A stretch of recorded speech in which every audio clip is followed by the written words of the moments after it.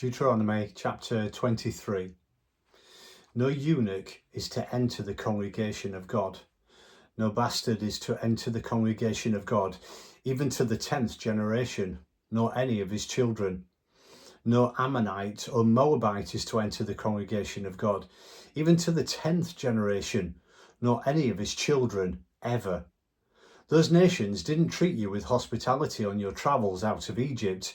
And on top of all that, they also hired Balaam, son of Beor, from Pethor in Mesopotamia to curse you. God, your God, refused to listen to Balaam, but turned the curse into a blessing. How God, your God, loves you. Don't even try to get along with them or do anything for them, ever. Don't spurn an Edomite. He's your kin. And don't spurn an Egyptian. You are a foreigner in his land. Children born to Edomites and Egyptians may enter the congregation of God in the 3rd generation.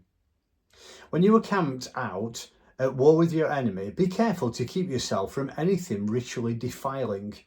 If one of your men has become ritually unclean because of a nocturnal emission, he must go outside the camp and stay there until evening, when he can wash himself, returning to camp at sunset.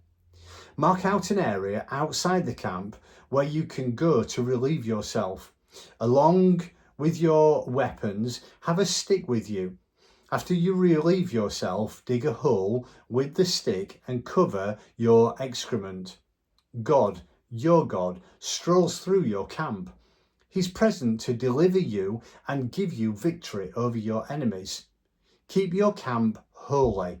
Don't permit anything indecent or offensive in God's eyes. Don't return a runaway slave to his master. He's come to you for refuge. Let him live wherever he wishes within the protective gates of your city.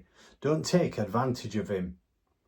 No daughter of Israel is to become a sacred prostitute, and no son of Israel is to become a sacred prostitute.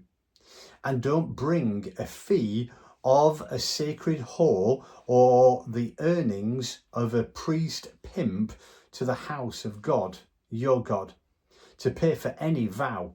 They are both an abomination to God, your God.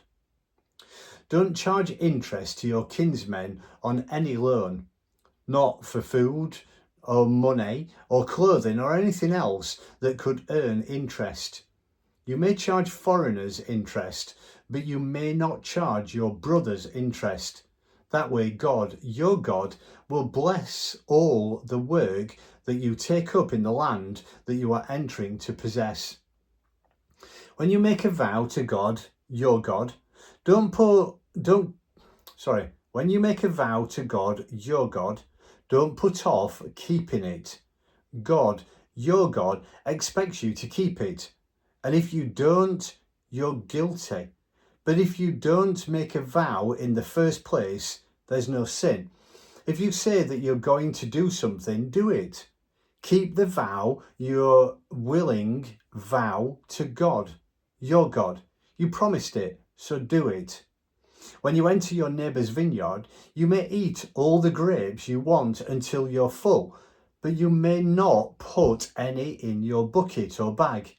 And when you walk through the ripe grain of your neighbour, you may pick the heads of the grain, but you may not swing your sickle there.